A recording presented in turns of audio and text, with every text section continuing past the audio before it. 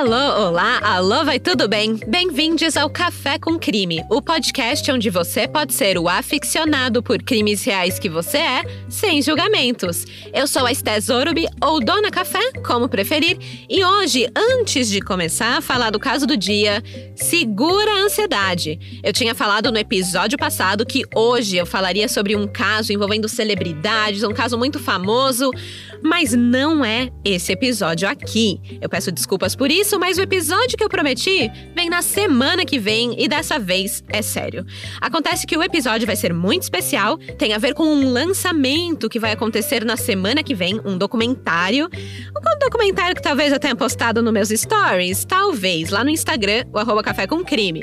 Muitos de vocês já adivinharam qual vai ser o caso, outros ainda não, mas o ponto é que o episódio que eu prometi vem aí, só que na outra semana, porque eu quero que seja mais próximo do lançamento do documentário, que eu ainda não posso mencionar qual é, mas você já deve suspeitar como um bom crimiseiro, bom detetive investigador.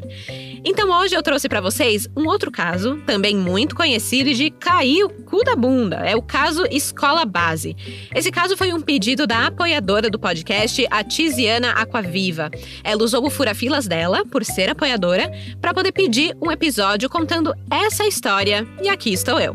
Eu achei, na verdade, a sugestão muito boa, muito pertinente, principalmente com os acontecimentos recentes, com o caso da atriz Clara Castanho, onde faltou muita ética jornalística aí, na hora do povo querer fofocar sobre a vida de uma celebridade, acabou espalhando informações muito confidenciais de uma vítima. E aí, a vítima de um crime teve que vir se explicar. Então, né, gente? Tudo errado, deu pra perceber. E é bom lembrar que a imprensa já cometeu um crime muito grave em 1994. E aí, pra ver se a gente aprende, porque o sábio aprende com o erro dos outros, eu achei muito legal trazer esse episódio. Pra quem não conhece o caso Escola Base, tem alguns ingredientes fatais nele.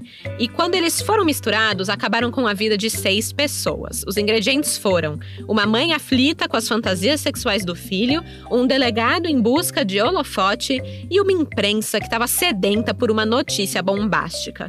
Assim, uma denúncia falsa foi criada, foi levada adiante sem provas e a imprensa noticiou, cheia de sensacionalismos, culpando inocentes. E o nome de 6 pessoas que não tinham nada a ver com nada foram parar nas páginas policiais, condenadas pela opinião pública antes mesmo do fim das investigações. O caso é fortíssimo e eu já conto tudo, todos os detalhes para vocês. Mas antes, eu quero lembrar a todos que se você gosta do Café com Crime, curte o trabalho que eu faço aqui, você pode me apoiar, financeiramente ou moralmente, tá? Sempre que vocês compartilham o episódio com alguém, colocam nos stories do Instagram, comentam e interagem lá no perfil do Café com Crime, ou classificam o podcast com estrelinhas na plataforma onde você escuta, também já é um super apoio. E claro, vocês também podem fazer parte dos apoiadores oficiais, os crimezeiros do Café com Crime lá na Aurelo. Funciona como uma assinatura mensal. Você escolhe o valor com o qual quer apoiar, pode ser 5, 10, 20, enfim, você escolhe e de acordo com o valor, você ganha alguns benefícios e acessos exclusivos. Todo mundo que apoia na Aurelo, por sinal, tem acesso a um episódio extra por mês.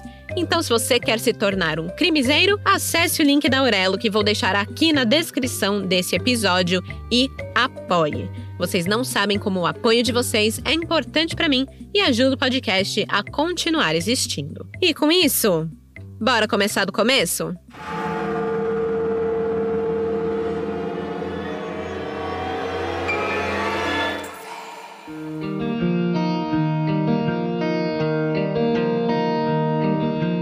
Anos 90, São Paulo. Ainda existiam lugares tranquilos por aqui que faziam você se sentir numa cidade pacata do interior do estado. Uma delas era a Rua Oliveira Peixoto, uma rua tranquila, cheia de residências, com muitas famílias, em sua maioria italianos e japoneses. Ali, no número 209, ficava a Escola de Educação Infantil Base, frequentada por alunos do maternal, do prezinho, todas as crianças menores da classe média ali do bairro Aclimação, na região central de São Paulo. Apesar de ser uma escola com seus 70 e poucos alunos, era um ambiente bem pequeno, abrigado em uma residência, uma casa mesmo.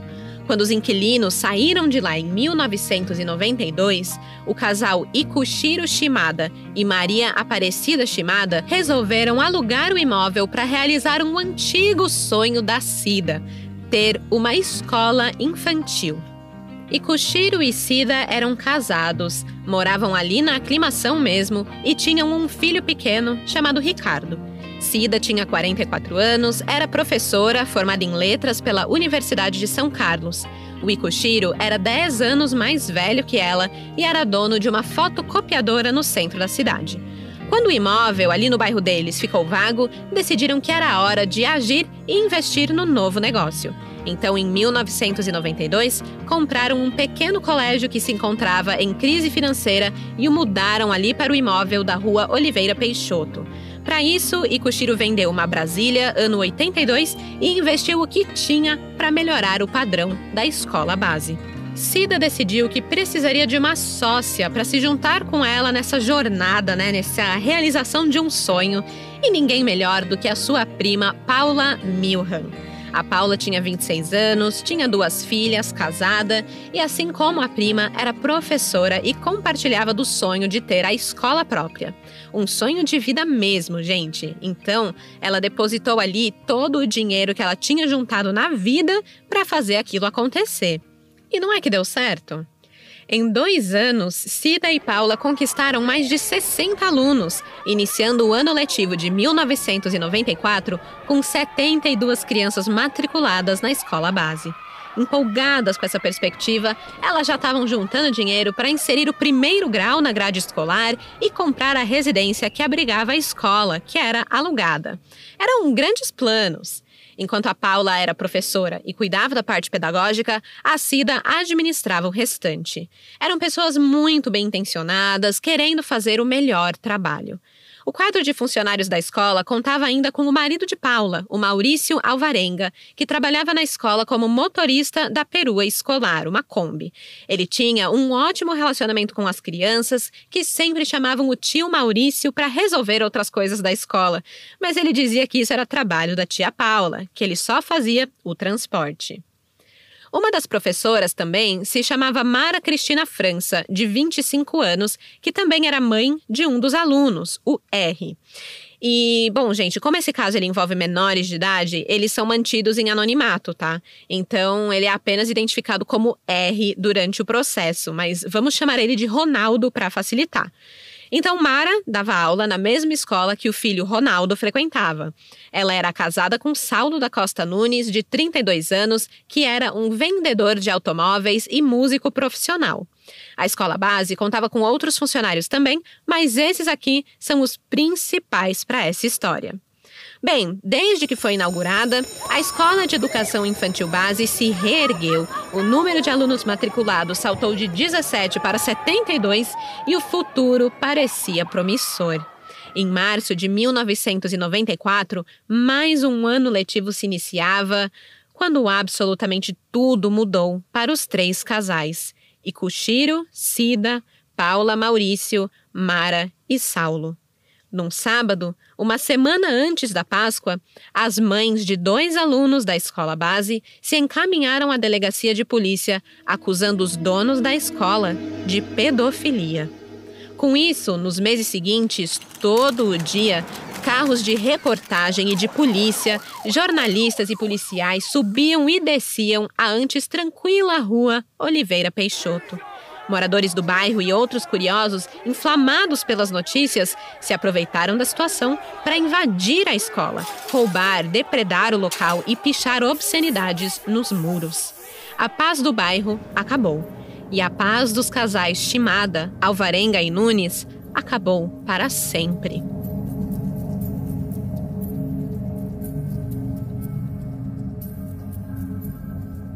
Para a surpresa de Cida e Paula, quem denunciou a escola eram mães presentes, que nunca deram trabalho ou fizeram qualquer reclamação.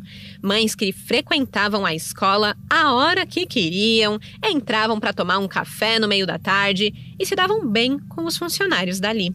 Eram elas Lúcia Eiko Tanoui e Cleia Parente. Na manhã do dia 26 de março de 1994, marcharam até o 6º Distrito Policial do Cambuci com uma denúncia bombástica. Os seus filhos, de 4 e 5 anos, haviam sido violentados em orgias promovidas por Cida e Ico Chiro na casa de Saulo e Mara. Além deles, Paula e Maurício também estariam envolvidos, pois transportavam as crianças de Kombi até a casa, e Maurício ainda participava ativamente dos abusos. A suspeita iniciou quando as mães perceberam um comportamento estranho nos seus filhos. Vamos chamá-los de Francisco e Clarissa, já que, de novo, a identidade das crianças foi preservada. A Lúcia contou que recebeu um folheto de uma outra escola e, ao ver o papel, o seu filho Francisco perguntou se essa escola também dava aula de educação especial, como a escola dele, a escola base. E aí ela ficou meio sem entender nada e perguntou: "Ei, o que são essas aulas especiais?" E ele respondeu que uma professora o obrigou a tirar a roupa, tocou nele enquanto o beijava e um tio estava ajudando nessa tal aula.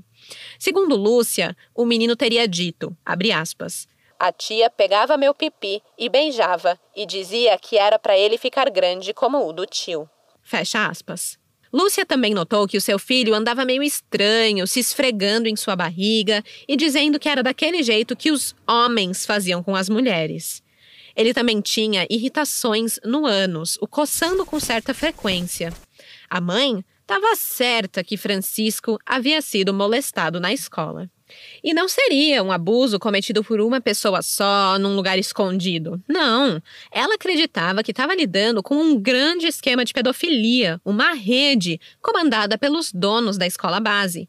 Isso porque, segundo Lúcia, o seu filho afirmou que outras crianças, como a Clarissa, a filha da Cléa Parente, participavam de certas filmagens e sessões de fotografias em uma casa grande, de cama redonda e televisão na parede.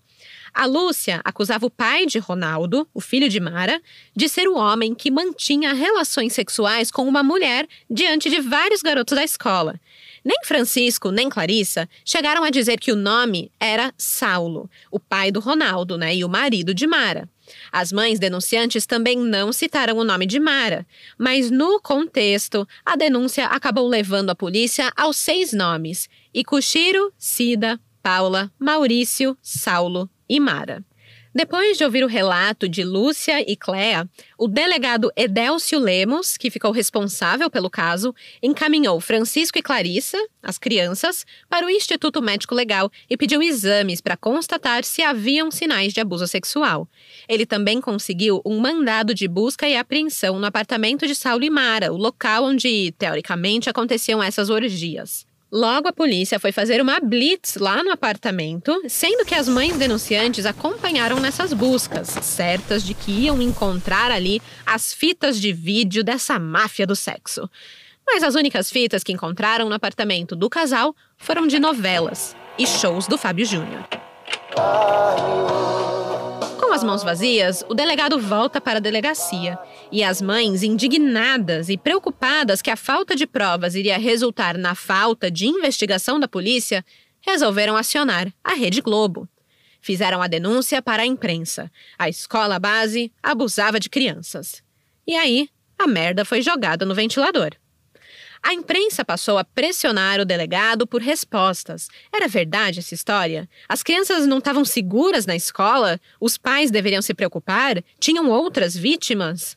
Em 28 de março, o delegado Edélcio Lemos acreditava ter as respostas em mãos.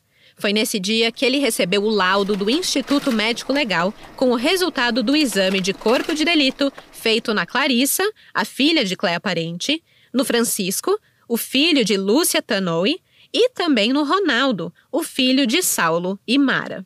O texto dizia, abre aspas, referente ao laudo do menor, Francisco, informamos que o resultado do exame é positivo para a prática de atos libidinosos.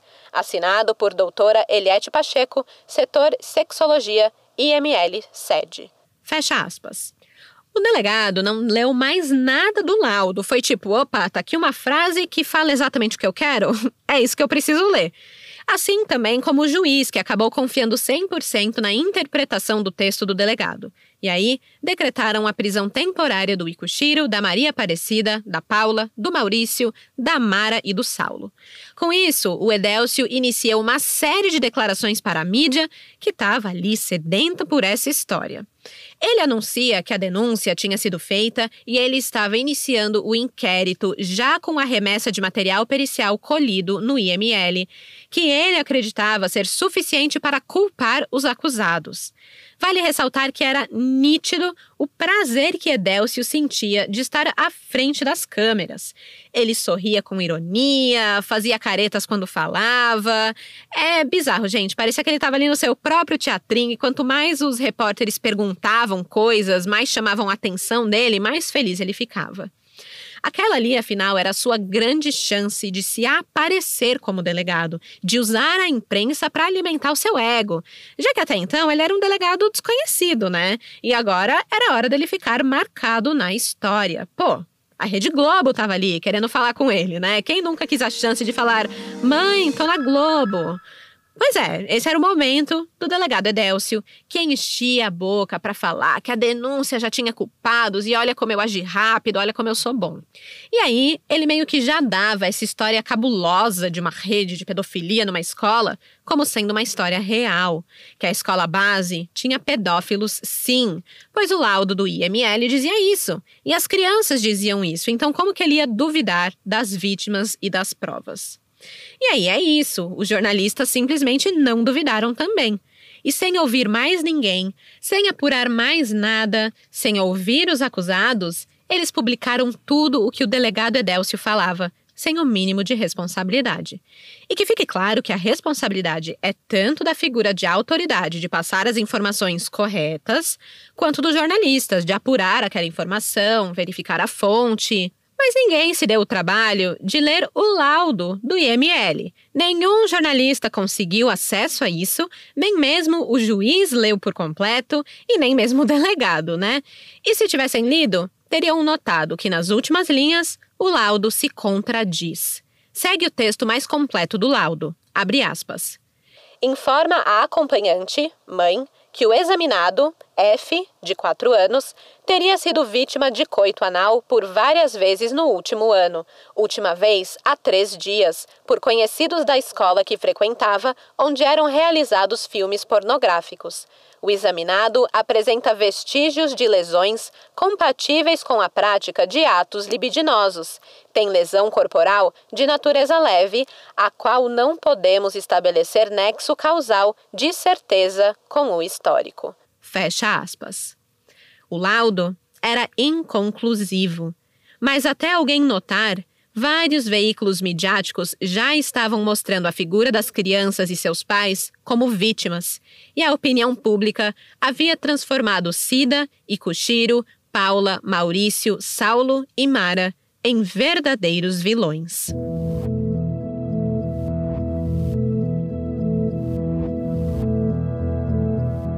No mesmo dia em que o laudo saiu e a denúncia foi oficialmente acatada pelo delegado Edélcio, os casais donos da escola base foram até a delegacia para saber do que se tratava a denúncia contra a sua instituição. Até aqui, eles ainda não sabiam que estavam sendo denunciados por abuso sexual infantil. Só sabiam que existia uma queixa prestada contra a escola base. Ao comparecer à delegacia para obter mais detalhes da acusação, os donos da escola já começaram a sentir o abuso das autoridades. Segundo seus advogados, o Ikushiro Shimada foi espancado por investigadores. Cida foi ameaçada de estupro. Maurício foi maltratado. E Paula alegou que foi levada para ser interrogada no banheiro. E isso um jornalista confirmou que viu ela no banheiro com delegados, onde fizeram ela se ajoelhar perante uma privada e ameaçavam de enfiar a cabeça dela na água, caso ela não confirmasse que abusou das crianças. Ela faz um relato mais completo desse tempo que passou na delegacia. A Paula diz, abre aspas, eram 4 investigadores. 2 eram os bonzinhos que vinham e falavam que podia falar o que realmente aconteceu. E os outros vinham para bater e agredir, falando o que tinha acontecido. Então ficavam, o fulano falou e confessou, então confessa também. Ficavam batendo e assustando.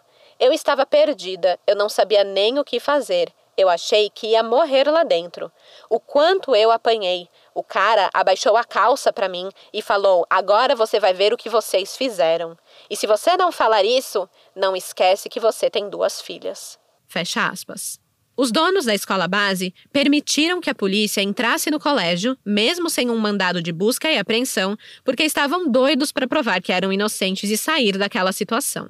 Os policiais reviraram a escola de ponta cabeça e não encontraram nada, nenhuma prova, nenhum indício que ligasse aquelas pessoas ao crime da denúncia. Assim, os casais foram liberados por falta de provas, mas saíram da delegacia humilhados e assustados. Imagina só também, né? Um investigador querendo uma confissão de um crime que você não cometeu, a imprensa do lado de fora já falando que você é culpado. É o real pesadelo. Eu acho que eu já comentei aqui que o meu maior medo no mundo é ser acusado de um crime que eu não cometi, ainda mais nessas circunstâncias onde todo mundo já julga que foi você. E para onde você corre, né? A imprensa não quer saber o seu lado da história. A polícia tá contra você. Para onde você vai? Quem que te ajuda numa hora dessas? Quem que garante os seus direitos e o seu bem-estar? Sem saber as respostas para essas perguntas, os acusados no caso Escola Base fizeram o que parecia ser melhor naquele momento. Fugiram. Simplesmente se esconderam. E não é que eles achavam que tudo isso tinha sido um grande engano e tal. Eles não achavam que, imagina, não houve abuso sexual. Não, eles achavam que algo sim tinha acontecido, que talvez aquelas crianças tivessem sim sido abusadas. Mas eles não eram os culpados, tinham pego os culpados errados, né? O Ikushiro Shimada disse em uma entrevista, abre aspas, houve essa confusão toda porque deu positivo no exame, mas não foi a gente da escola, nem dentro nem fora da escola com o nosso pessoal lá, com ninguém. Alguém fez, acredito que tenha feito, porque apareceu positivo lá, mas não sei, sinceramente não sei. Fecha aspas. Então, nem mesmo os acusados entendiam o que estava acontecendo. Eles não sabiam. E até saber de algo, resolveram ficar sumidos durante 15 dias. Eles não apareciam nem para se defender das acusações que eram publicadas diariamente nos jornais. E todo mundo, principalmente os jornalistas, acabaram achando isso muito estranho. Mas na real, gente, cá entre nós, né? É super compreensível. A mídia tratava eles como culpados, com base nas fontes oficiais, eram polícia, laudos médicos e tal. E essa grande repercussão inflou os ânimos da população que queria justiça, que acreditava que os acusados deviam pagar pelos atos nojentos que cometeram contra crianças inocentes. Esse sentimento fez com que a escola fosse depredada. Os donos estavam falidos pagando advogados, eram ameaçados de morte em telefonemas anônimos e tiveram suas residências pichadas e apedrejadas. Então, era mais do que compreensível eles simplesmente sumirem. A história dos 6 pedófilos que abusavam sexualmente de criancinhas em pleno horário de aula já tinha um veredito popular. 10 dias depois da denúncia e início das investigações, o delegado Edélcio Lemos anunciou que os 6 acusados eram culpados por violento atentado ao pudor e formação de quadrilha.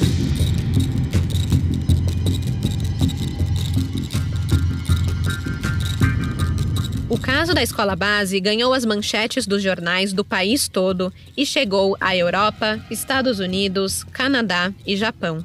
Quem deu o furo foi o Jornal Nacional, da Rede Globo, em 29 de março de 1994. A matéria sensacionalizava o fato, explorava o sofrimento das mães, transformava os acusados em monstros e se esquecia ali completamente da ética jornalística. Mas o primeiro a saber do acontecimento foi o repórter Antônio Carlos Silveira, do Diário Popular. Mas ele decidiu não dar a notícia. Falou, beleza, tem aqui um furo de notícia na minha mão, um furo jornalístico, mas eu não vou dar. Porque durante a sua apuração, ele viu que estava tudo muito estranho e não tinha nada que dissesse que o abuso foi real. Outros 2 repórteres da TV Cultura e Jovem Pan também pensaram o mesmo e não publicaram a matéria, mas sofreram pressão dos jornais querendo aquela matéria porque tá todo mundo dando a notícia, vamos dar notícia, e eles falaram não. Eles viram que a história era inconsistente, não tinha respaldo e não deveria ser publicada nessas condições. Mas eles também foram os únicos, tá? Porque tirando esses 3 veículos, a maioria publicou e foi aquele sensacionalismo todo. E aí, gente, como se já não fosse surreal o suficiente essa história toda de professores abusando de crianças para fazer filme pornô em horário de aula, o negócio foi ganhando proporções ainda piores, foi galgando de um jeito bizarro para se tornar uma história cada vez mais inacreditável.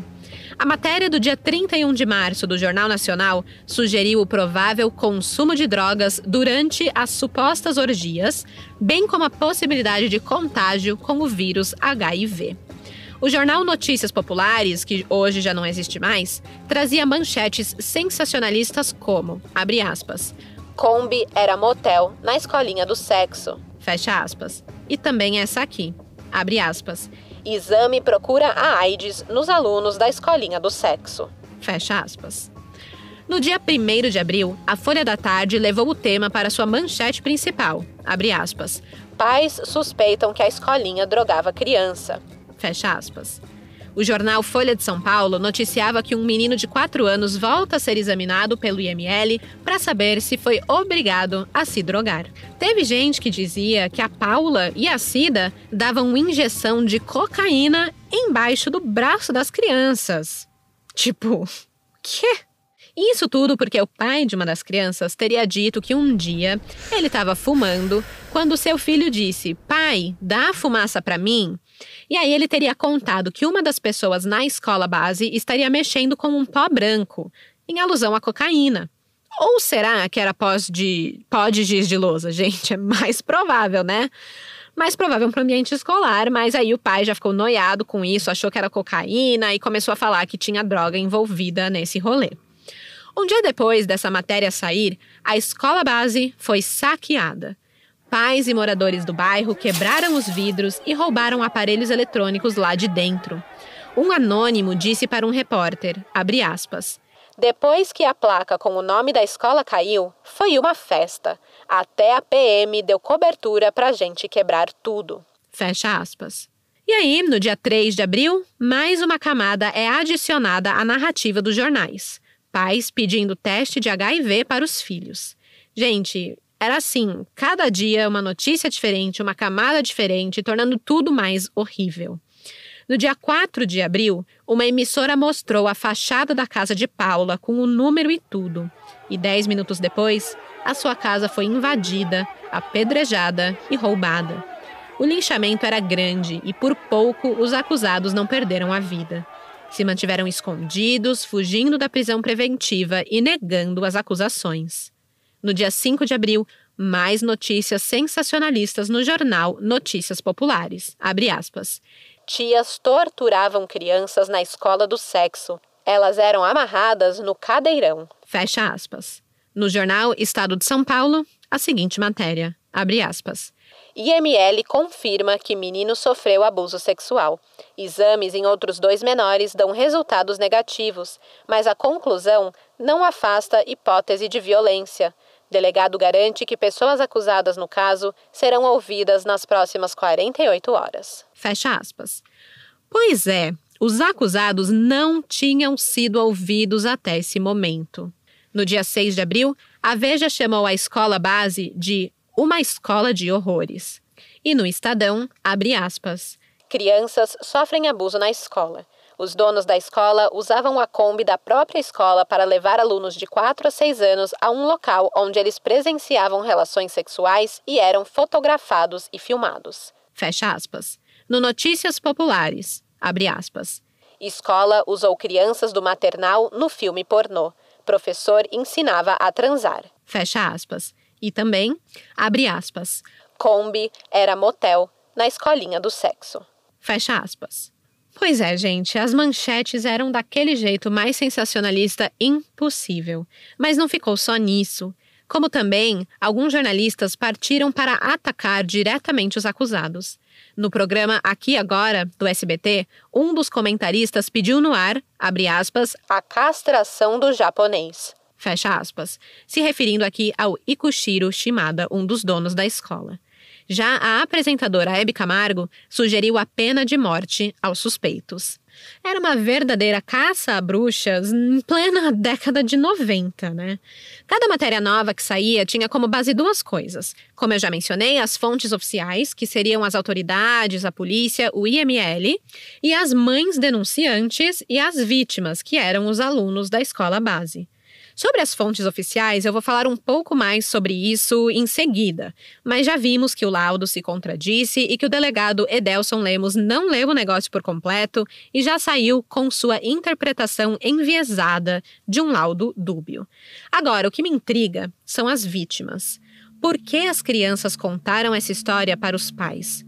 Ou será que realmente contaram? Foram induzidos pelas mães a falar aquilo? E por que seriam, né? Eu não tenho as respostas para isso, mas algo que encontrei durante a pesquisa desse caso é sobre a linha tênue entre a fantasia e a realidade para uma criança. Uma das grandes descobertas de Freud, o pai da psicanálise, é a sexualidade infantil. O Freud afirma que crianças fantasiam com o sexo, algo normal. Então, o fato de dizerem que estavam sendo abusados sexualmente podia ser uma fantasia e não realidade.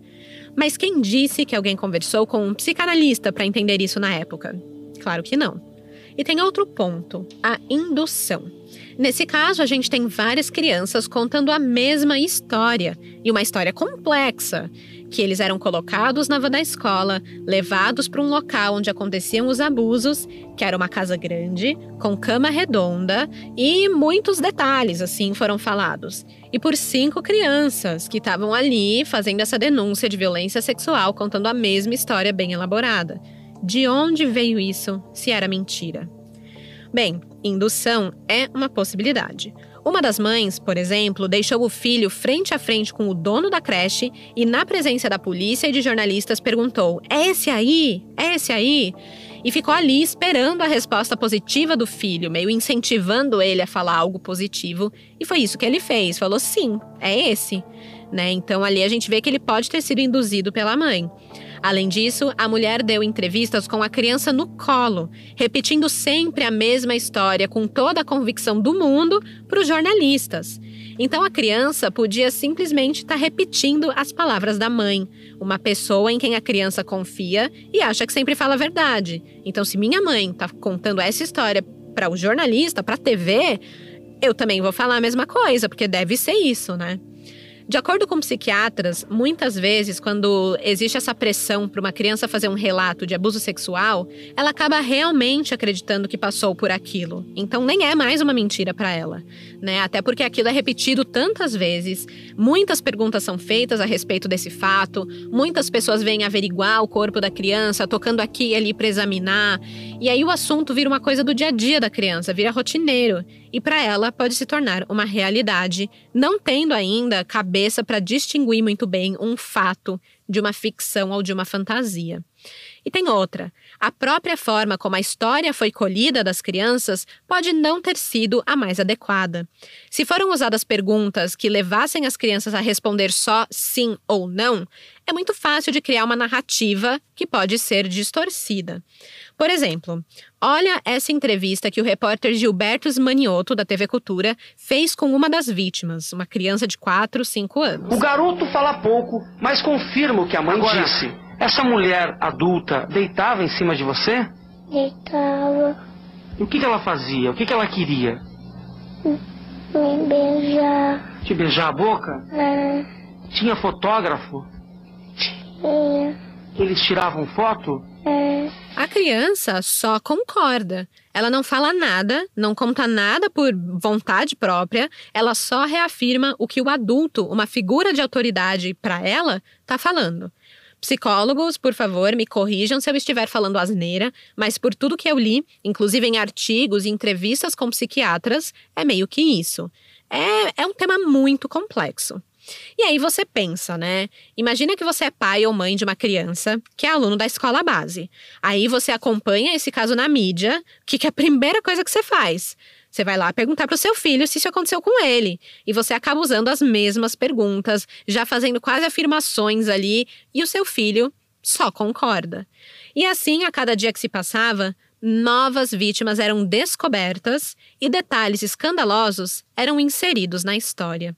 Foi com base nisso que, em 5 de abril de 1994, o casal Mara Cristina e Saulo Nunes foram presos.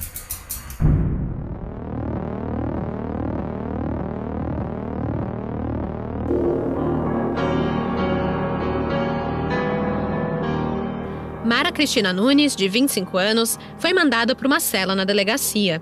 Lá, as outras presas já começaram a mexer com ela, chamando "vem cá, princesa" e coisas assim. Ela era uma mulher magrinha demais, nem 40 quilos, e baixinha, tipo 1,60. As outras presas, muito maiores, a assustavam. Achava que ela ia apanhar ali, com certeza. Ainda mais se soubessem que ela estava ali por abuso sexual infantil. O estranho é que o delegado Edélcio nem sequer apareceu para conversar com ela. E isso porque ele dizia para a imprensa que queria ouvir os acusados, mas que eles estavam foragidos. E alguns estavam mesmo, por sugestão de advogados que não acreditavam mais no delegado Edélcio, que dizia que eles não seriam presos, que era só para ser interrogado, para conversar. E sem acreditar nessa promessa, acharam melhor não darem as caras. E estavam certos, né? Porque 24 horas se passaram, a Mara na cadeia, o Saulo na cadeia e nada do Edélcio vir interrogar os dois para saber o seu lado da história.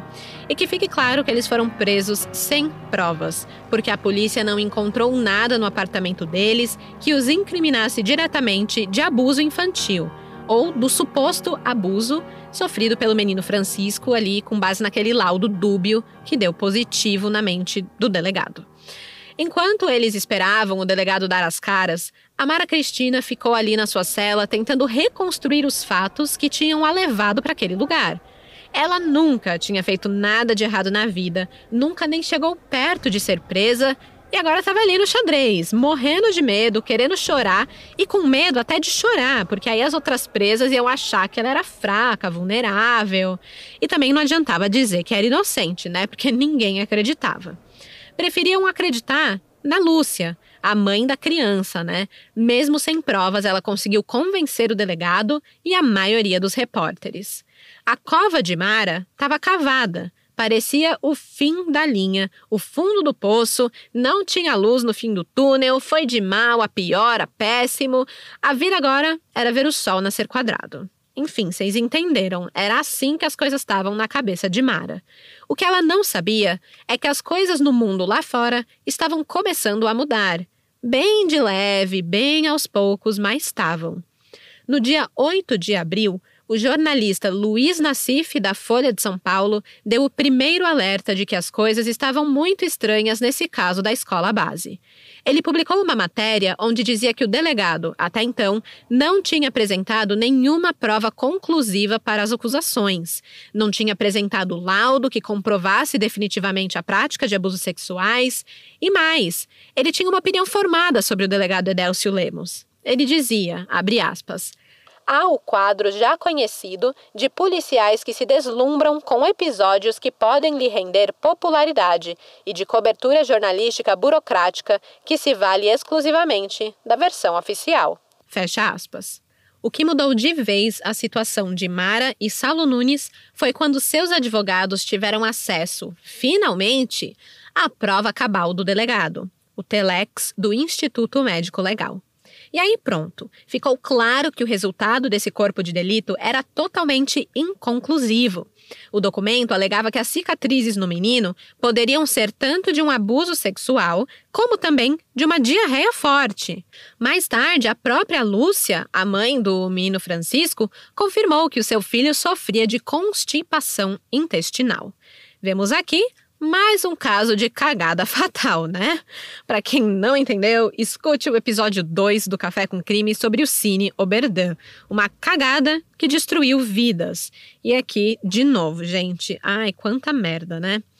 Com essa prova em mãos, ou na verdade falta de provas total por parte da polícia, a situação dos indiciados começou a ser revertida. Pessoas começaram a se sentir confortáveis de dar depoimentos em defesa deles. Funcionários do colégio, pais de outros alunos, vizinhos da escola, todos afirmavam que nada de estranho tinha acontecido na escola base e que os acusados, na verdade, eram muito gente boa, que jamais seriam líderes de uma máfia do sexo. Com isso, os repórteres começaram a pressionar o delegado Edélcio mais ainda. O delegado falava e falava que tinha encontrado fitas, gravações, fotos e tal, mas ele não mostrava nada, ele não apresentava as provas. E agora os jornalistas exigiam isso, porque viram que até o laudo do IML, o delegado não conseguiu interpretar corretamente. O jornalista Gilberto, da TV Cultura, questionou numa coletiva de imprensa o delegado. Vou pegar aqui o áudio, que também é da TV Brasil, do programa Caminhos da Reportagem. As fitas que eles encontraram, que a polícia encontrou na casa do casal, só tinha o casal numa festa de aniversário com o filho. Quais são as outras provas? Vocês sabem, eu tenho laudos, tenho depoimentos e estou praticamente montando o inquérito. Mas é o depoimento do garotinho de 4 anos, dizendo que era o pai do Renato, é só isso. Se eu não considerar os depoimentos e as declarações das vítimas, eu vou considerar o que no inquérito? Depois de 4 dias da prisão do casal Nunes, o juiz Francisco José Galvão Bruno, é Bruno, hein? Não é Galvão Bueno. A primeira vez que eu li, eu jurava que era tipo um sobrinho do Galvão, que era juiz. E aí eu fiquei imaginando ele lendo a sentença, tipo, culpado! Ai, que idiota. Enfim, o juiz Galvão Bruno revogou a prisão temporária de Mara e Saulo, dando a eles a liberdade. Ele também indeferiu o pedido de prisão preventiva contra os outros 4 acusados que estavam foragidos. E ainda afasta o delegado Edélcio Lemos das investigações, com base nas instruções do promotor Rui Cid Martins Viana, que desqualificou o inquérito e determinou que as crianças fossem ouvidas por psicólogos especializados. Finalmente, né? Infelizmente, os 4 dias que Mara e Saulo passaram na prisão foram muito dramáticos para Ronaldo, o filho do casal de 4 anos. Ele ficou com parentes nesse período que estranharam o fato do menino só aceitar dormir no chão e comer com as mãos. Aos parentes, ele disse que queria estar como os pais na cadeia, sem colchão ou talheres. O garoto levou meses, se não anos, para se recuperar desse trauma. E os pais, gente, eles estavam completamente quebrados, falidos financeiramente, depois de gastarem tudo com advogados para conseguir limpar o seu nome na justiça. E assim, ficaram sem dinheiro para pagar tratamento psicológico para o filho.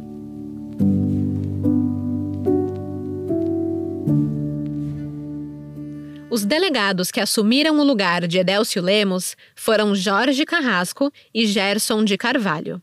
Eles concluíram que as denúncias feitas pelas mães Lúcia e Cléa eram infundadas. Pediram para realizar novamente os exames nas crianças e a perícia comprovou que o Francisco, filho de Lúcia Tanoui, apresentava irritação anal porque sofria de ressecamento intestinal. Ele tinha dificuldades para evacuar, causando fissuras no ânus, que causava coceira, que causava irritação, o que causou a mãe a suspeitar que ele foi molestado. Mesmo assim, as mães e as crianças continuavam afirmando que houve sim o abuso sexual, que as crianças não inventariam aquelas histórias tão detalhadas e que não teria, aliás, como as crianças imaginarem tudo aquilo, porque elas não assistiam pornografia em casa, só assistiam desenhos e não tinham acesso a informações sobre sexo, digamos assim. Então, de onde, eles tirariam aquelas fantasias sexuais? Esse era o argumento. Com isso, as investigações continuam. E no dia 13 de abril de 1994, uma possível luz no fim do túnel. O delegado Gerson de Carvalho recebe uma ligação anônima, denunciando um americano que morava no bairro da Aclimação. Seu nome era Richard Harold Pedicini, de 36 anos. Ele morava a pouco menos de 1.000 metros da escola base. O anônimo afirmou por telefone que Richard vivia convidando crianças para nadar na piscina da sua casa. E assim, a residência acaba tendo um entra e sai muito grande de crianças, o que era bem suspeito. O delegado Gerson foi até a residência de Richard e encontrou ali sungas, sapatos e peças de roupas infantis esquecidas, usadas ali. Além disso, a polícia encontrou um pequeno estúdio fotográfico onde tinham preservativos, fitas de vídeo e muitas fotos de adultos e crianças nuas, de calção, com idades entre 7 e 10 anos. Também encontraram uma foto de Richard vestido de padre. Por mais que tudo seja estranho e Richard fosse uma figura polêmica, nenhuma das crianças nas fotos tinham a idade dos alunos da escola base. Eram crianças mais velhas. E não tinha nada que indicasse que Richard tivesse qualquer ligação com a escola. Então, o delegado Gerson de Carvalho tinha que se certificar que a casa do americano era realmente o lugar onde as crianças da escola base estavam se referindo quando diziam que eram levados da escola para uma casa grande, com estúdio fotográfico, uma cama redonda e TV na parede. Para isso, ele pediu aos pais que levassem os filhos para visitar a casa.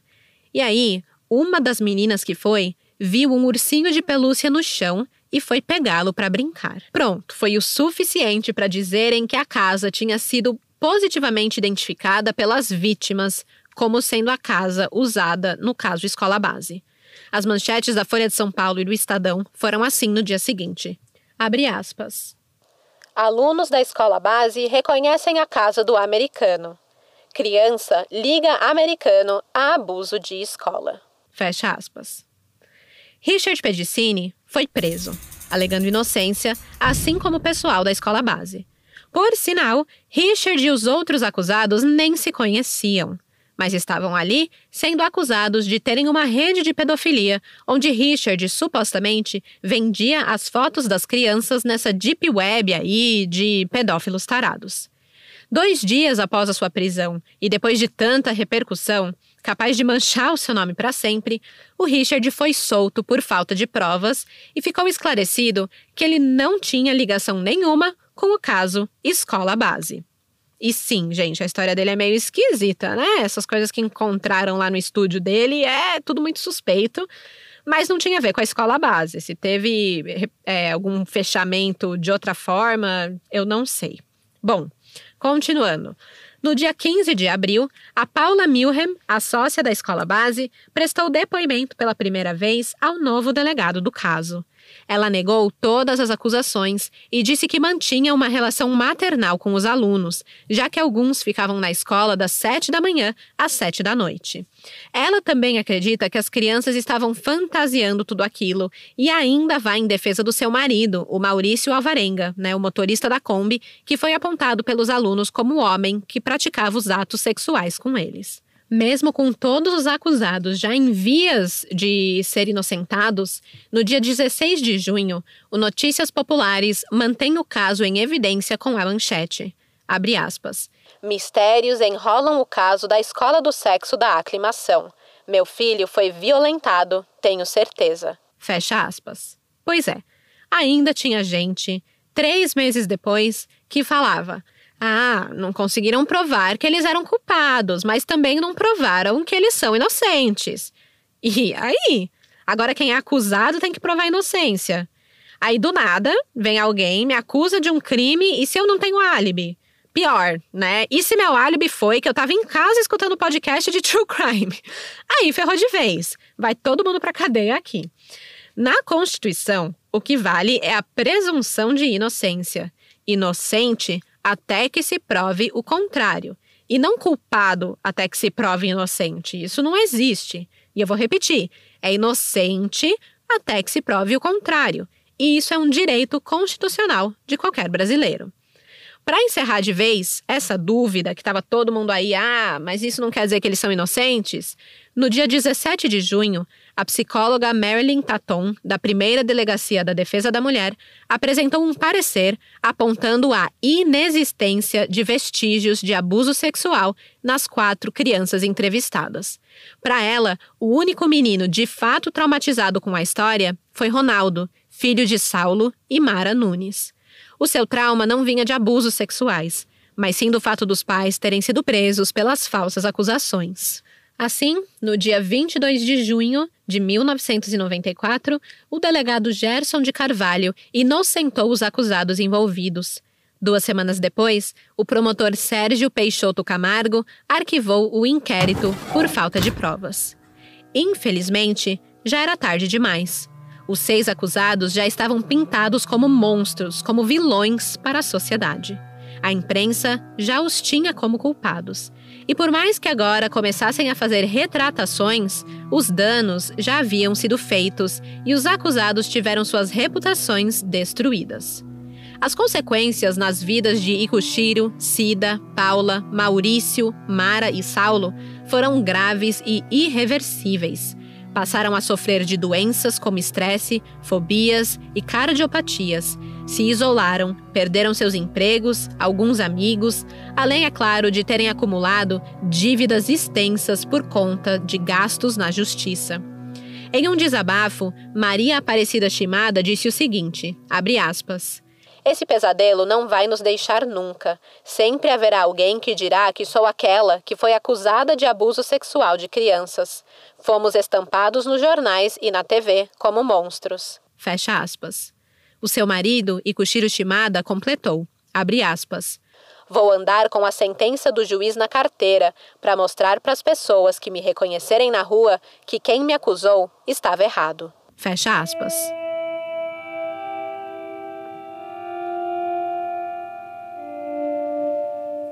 Depois do caso Escola Base, Ikushiro Shimada se endividou para cobrir o prejuízo de R$12 mil com a depredação da escola. Afinal, ele não podia deixar de pagar os funcionários e nem entregar a casa, que era alugada, toda destruída como estava após as invasões que sofreu na época da denúncia. Esses 12 mil que usou para a reforma, Ikushiro pegou emprestado. Além desse dinheiro, ele gastou muito com a justiça. Segundo ele, perdeu tudo o que tinha na vida, economias que juntou por 35 anos, em 5 minutos, foi pro ralo. Essa história toda também custou a saúde de Ikushiro. Ele sofreu 3 infartos em 1994, o primeiro na época das denúncias. A sua esposa, Cida Shimada, passou a fazer tratamento psiquiátrico porque não conseguia dormir e passou a sofrer de depressão profunda. Ela viveu à base de calmantes, isolada do convívio social, por medo de ser reconhecida e linchada em público. Por conta disso, ficou completamente impedida de trabalhar. Ikushiro também passou a evitar sair de casa. Ele passava a maior parte do tempo trancado ali com a sua esposa e o filho Ricardo. Só saía para ir trabalhar na fotocopiadora no centro da cidade, da qual ele era dono, para tentar também se livrar das dívidas, Não dava para parar de trabalhar. Ele perdeu a maior parte dos amigos, além de também perder a confiança na justiça, na polícia e na imprensa. O casal Shimada continuou morando em São Paulo, numa casa alugada, já que pelas dívidas eles perderam os seus patrimônios. Mara Cristina França e Saulo da Costa Nunes se separaram. Saulo, assim como o filho Ronaldo, passou a precisar de tratamento psicológico. A Mara, que era professora, ficou desempregada e com problemas financeiros por causa da dívida acumulada durante a contratação de advogados. Ela passou a promover bingos e rifas para tentar limpar o seu nome. Paula Milham teve traumas psicológicos devido às torturas que sofreu por policiais na 6ª Delegacia de Polícia. Ela e Maurício Alvarenga também se separaram 1 ano depois do caso Escola Base. Desempregada, ela abandonou a casa onde morava por medo do linchamento e se mudou para a casa da sua mãe, com as 2 filhas. Maurício Alvarenga, o motorista da Kombi, ficou transtornado psicologicamente, sofria de síndrome do pânico, tinha medo de sair de casa, até mesmo para encontrar o seu advogado. Ele montava grandes esquemas de disfarce e tal, devido ao medo de alguém o reconhecer. Ele ficou desempregado por um tempo e voltou a morar na casa dos pais, no interior de São Paulo, após a separação de Paula. Richard Pedicini, o gringo, da história, ele se viu livre das acusações no envolvimento no caso Escola Base. Depois desse caso, ele fez jornalismo e se dedicou a provar cada vez mais a sua inocência e também acumulou dívidas com a justiça. As mães denunciantes, Lúcia e Cléia, foram aconselhadas pela psicóloga Valquíria Fonseca Duarte a continuarem com o tratamento psicológico dos seus filhos, pois, de acordo com a especialista, eles foram realmente vítimas de abuso sexual. As mães nunca deram entrevista depois do caso, mas Lúcia chegou a relatar que mesmo 20 anos depois, ainda estava abalada e tomava remédios para dormir. Por sinal, ela, que deu início a toda a investigação, possuía problemas psicológicos, algo que foi constatado durante o inquérito ao ser entrevistada e passar por uma avaliação psicológica. Edelson Lemos, o delegado responsável pela maior parte das investigações, tornou-se delegado titular e deu aulas na Academia da Polícia Civil. Até onde pude encontrar, não existiu qualquer processo na Corregedoria da Polícia para questionar o desempenho do delegado. A imprensa passou por uma fase de autocrítica, admitindo o erro na cobertura do caso e se desculpando até não poder mais, fazendo diversas retratações. Mas, é engraçado como as coisas funcionam. Os meios de comunicação, na hora de denunciar, usaram 90% do espaço do jornal para acusar os donos da escola base. E na hora de falar que eles eram inocentes e se desculpar, usaram apenas 10% do jornal. A divulgação da inocência não foi proporcional à divulgação da acusação. E mais, apesar de se desculpar pelos erros cometidos e divulgar entrevistas com os inocentados, nenhum veículo da imprensa conseguiu esclarecer perfeitamente o que aconteceu no caso Escola Base. O próprio juiz do caso, o Francisco Galvão Bruno, diz que, abre aspas, "Até hoje eu não entendi o que aconteceu. O que aconteceu que essas crianças nunca desmentiram? Alguma coisa aconteceu com elas. Não se pode duvidar da inocência dos donos da escola base, mas alguma coisa aconteceu com as crianças." Fecha aspas. Paula Milham também não sabe explicar o porquê de ter passado por isso. Abre aspas. "Até hoje eu não sei o porquê. Se foi vingança, se é loucura, se foi loucura da mãe, eu não sei o porquê." Fecha aspas. Assim, os veículos de comunicação simplesmente divulgaram que as investigações cessaram por falta de provas. No entanto, entre faltar provas e confirmar a inocência dos acusados, tem uma distância muito grande e deixa espaço para interpretação. A vida de 6 pessoas foi destruída, isso não há dúvida. E elas não deixaram ficar por isso mesmo, não. Em setembro de 1994, os advogados do casal Saulo e Mara Nunes entraram com uma queixa-crime por calúnia, injúria e difamação contra Lúcia Eiko Tanui e Cléa Parente, as mães que iniciaram as acusações contra a escola. O processo, no entanto, foi recusado em primeira e segunda instância. Depois, os donos da escola, o Ikushiro, a Cida e o motorista da Kombi, o Maurício, eles entraram com ação por danos morais contra a Folha de São Paulo, o Estado de São Paulo, o SBT, a TV Globo, a Veja, a TV Record, Rádio e TV Bandeirantes e isto é, todos, sabe, basicamente, processados. A editora Abril, que edita a revista Veja, foi condenada a pagar 250 mil a cada um. Já a empresa Folha da Manhã, que edita a Folha de São Paulo, a Folha da Tarde e o Notícias Populares, foi condenada a pagar 360 mil a cada um. Em 2005, a Rede Globo foi condenada a pagar 450 mil reais para o Ikushiro, para a Cida e para o Maurício. Mas a Globo recorreu da decisão e isso foi se enrolando aí eternamente na justiça, nunca saiu. Em 2014, sim, gente, 2014, 20 anos depois, o SBT foi condenado a indenizar por danos morais os donos da escola base e o motorista num valor de 100 mil reais. Além da imprensa, o Estado de São Paulo também foi processado pela conduta errada da polícia no caso. Em 1996, a justiça determinou o pagamento de 11 mil reais para os donos da escola base. 11, gente. O Ikushiro Shimada recorreu, dizendo que isso não dava nem para pagar a reforma que ele fez na escola. E aí eles conseguiram a vitória, mas só veio em 2002, quando a segunda turma do Superior Tribunal de Justiça determinou que cada um dos donos deveria receber uma indenização no valor de 250 mil reais. Demorou mais de 10 anos para que eles recebessem parte das indenizações, mais de 20 anos para que todos os casos fossem julgados e tem coisa ainda que está lá pela justiça rolando. O Ikushiro e a Maria Aparecida Shimada e o Maurício Alvarenga foram os únicos que receberam indenização. A Paula não recebeu. Isso porque na época que entraram com o processo judicial, ela estava brigada com o ex-marido, com o Maurício, e estavam ali num processo de separação e não queria ter o mesmo advogado que ele. Aí ela arrumou um outro advogado que ficou enrolando, e quando ela finalmente achou um advogado bom, que podia levar o caso adiante, já tinha prescrito.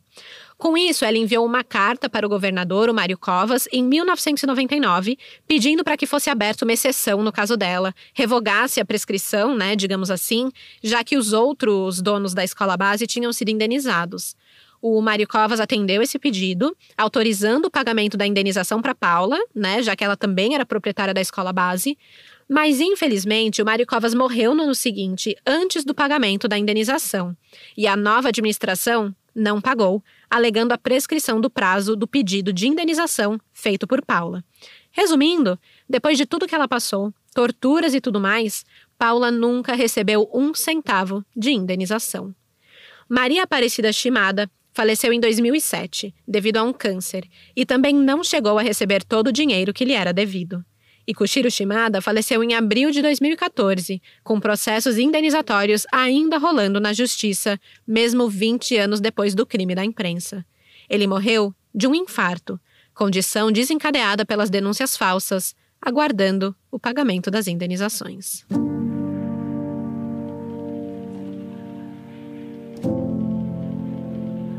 O caso Escola Base se tornou um exemplo de mau jornalismo. Estudantes de jornalismo e direito estudam o caso como referência do que a falta de ética profissional pode causar. Também serviu de exemplo para mostrar que uma simples retratação não corrige danos morais causados pela publicação de informações incorretas. Serviu também para mostrar que o jornalismo é capaz de suscitar na população sentimentos poderosos, causando linchamentos e realmente, capaz de acabar com a vida de alguém. Portanto, toda e qualquer cautela é necessária e a responsabilidade, gente, é real, ela deve ser pesada. E hoje em dia, mais do que nunca, né? Com as redes sociais e o potencial de uma denúncia falsa viralizar, o estrago pode ser imenso e não dá para voltar atrás. A gente viu agora há pouco o que a vontade de dar um furo jornalístico e criar sensacionalismo pode fazer. O caso Clara Castanho mostrou uma completa falta de ética e responsabilidade jornalística. Acabou expondo uma vítima de abuso sexual sem necessidade alguma. O veículo Metrópolis, que foi o primeiro a noticiar o caso, através da informação do colunista Léo Dias, se eu não me engano, eles acabaram fazendo uma retratação depois, tirou a matéria do ar e tudo mais, mas até aí já tinha se espalhado pelas redes sociais, causando a própria Clara Castanho a ter que esclarecer, escrever uma carta pública contando o momento mais traumático da sua vida, porque ela estava sendo massacrada pela mídia sem ter feito absolutamente nada de errado. A vítima, né? A vítima tendo que dar explicações e satisfações sobre a sua inocência. E, de novo, a retratação dos jornalistas e do Metrópolis não foi suficiente. Até porque, por mais que tenham tirado a matéria do ar, ainda continuou lá publicada a declaração da Clara Castanho contando do estupro que sofreu. Uma declaração que, por sinal, nem deveria existir, né? Porque se não fosse o Metrópolis ter divulgado informações de forma antiética, não teria por que aquilo estar ali. Enfim, gente, quase 30 anos depois, mas o que aconteceu na Escola Base continua acontecendo na mídia hoje. E serviu como lição? Talvez por um tempo, né? Então eu acho importante lembrar esse caso sempre que possível para gerar essa reflexão sobre responsabilidade e ética. E não é só no jornalismo não, tá? Todo mundo que publica algo em redes sociais hoje também tem esse poder em mãos. Em 1994... quando o caso Escola Base aconteceu, a Comissão de Direitos Humanos do Conselho Federal da OAB criou a Associação das Vítimas da Imprensa Antiética. Segundo o advogado Benedito Antônio Dias da Silva, abre aspas, grande parte da mídia travestiu-se de tribunal onisciente e onipotente pela má formação, pré-julgamento, deformando e deturpando o livre-arbítrio. Fecha aspas. Para ele, a ânsia de publicar sensacionalismo tem gerado desgraças sociais. E já sabe, né, gente? De desgraça, já basta esse podcast. E esse foi o caso Escola Base. Quem já conhecia, eu espero ter trazido coisas novas e detalhes importantes para vocês poderem refletir novamente sobre tudo isso. E quem não conhecia, estava na hora de conhecer, gente, porque é um tema realmente muito importante e uma reflexão muito poderosa que vale a pena a gente ter, principalmente nessa era Twitter, né? E deixa eu trazer uma curiosidade. Supostamente, vem aí série sobre o caso. Eu vi algumas matérias dizendo que estreia no Canal Brasil no segundo semestre desse ano. Em outros lugares eu li que seria no Globoplay, sem data definida. A Paula Milham é a única sobrevivente hoje de todos os envolvidos no caso da Escola Base. Ela teria participação nesse documentário, nessa série, assim como o filho de Ikushiro Ishida, o Ricardo Shimada. Outra curiosidade, a Escola Base que ficava na rua Oliveira Peixoto 2009 já não existe mais. Depois que a escola saiu de lá, o local virou um abrigo da FEBEM para meninas infratoras. E depois, lá por 2010, o lugar virou um condomínio de alto padrão. A rua também não é mais tranquila e residencial como era em 1994. E, sei lá, me deu uma sensação de que tudo parece apagar esse caso. Os acusados, na maioria, já faleceram, o local não existe mais, então achei super legal de poder reviver essa história aqui. E gostaria de deixar o meu muito obrigado para a crimiseira Tiziana Aquaviva, que fez o pedido desse caso, que lembrou da sua existência, né? Porque é uma história realmente muito, muito importante sobre a imprensa brasileira. Amanhã, quinta-feira, eu vou postar as fotos no Instagram. Então, se você ainda não segue o @cafécomcrime, vai lá seguir para poder dar uma carinha a todos os envolvidos no caso Escola Base. E é isso, crimizeiros! E último recado para tudo, muito importante, agora é sério. O próximo episódio vai realmente ser de explodir a cabeça. Eu vou contar o caso mais pedido da história do Café com Crime, um caso que vai virar documentário num streaming na semana que vem, um caso que envolve celebridades brasileiras, um caso muito revoltante, com um casal psicopata. E uma vítima também que era queridinha do Brasil. Alguns de vocês já adivinharam qual será o episódio, mas eu vou deixar aqui o suspense de novo. Qual história vocês acham que eu vou contar? Vai lá no Instagram, me manda uma mensagem me dizendo o que você acha. Até a outra quarta-feira, não a próxima, a outra. E até lá, cuidado com sensacionalismos e chequem sempre as fontes. Porque de desgraça, já basta esse podcast. Tchau, tchau! Esse episódio foi escrito, produzido e apresentado por mim, Stephanie Zorbi, com edição de áudio de Luigi Calistrato. As informações deste episódio vieram das seguintes fontes: livro Estado de Direito e Jurisdição Constitucional, escrito por Gilmar Ferreira Mendes, artigo A Sangue Frio, da revista Imprensa, por Roberto Pereira Souza, grande reportagem da TV Brasil, Caminhos da Reportagem, Escola Base 20 anos depois, o podcast A Regra do Jogo, Jornalismo, o artigo do canal Ciências Criminais, escrito por Letícia de Souza F. e outro por Gabriela de Barros Silva, a revista Consultor Jurídico, artigo do Casa das Focas, escrito por Alice Andrade, Portal Terra, G1, Portal da Imprensa, Observatório da TV e os jornais Jornal do Brasil, Jornal do Comércio, Tribuna da Imprensa e Folha de São Paulo.